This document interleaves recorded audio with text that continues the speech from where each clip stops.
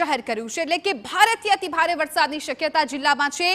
Map દ્વારા આપને સમજાવું છે કે હજુ પણ બનાસકાંઠાની શું સ્થિતિ રહેવાની છે। આ વોલના મેપના માધ્યમથી તમે સમજી શકો છો। આ બનાસકાંઠાનો વિસ્તાર છે કે જ્યાં હવામાન વિભાગે રેડ એલર્ટ જાહેર કર્યું છે। ત્યાં ભારેથી અતિ ભારે વરસાદની શક્યતાઓ છે। આજુબાજુના જે ગામડાઓ છે ત્યાં પણ વધારે વરસાદ આવી શકે છે અને હજુ પણ આગામી દિવસોમાં પણ હવામાન વિભાગે રેડ એલર્ટની આગાહી કરી છે। એટલે આખો વિસ્તાર ગુજરાતનો બનાસકાંઠાનો કે જ્યાં રેડ એલર્ટ આપવામાં આવ્યું છે।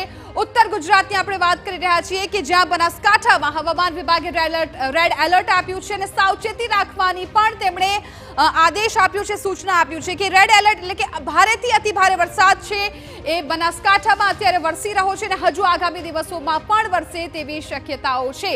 એટલે બનાસકાંઠા કે જે ત્યાં રેડ એલર્ટ આપવામાં આવ્યું છે અને બનાસકાંઠાના આજુબાજુના જે ગામડાઓ છે ત્યાં પણ વરસાદી માહોલ છવાયો છે।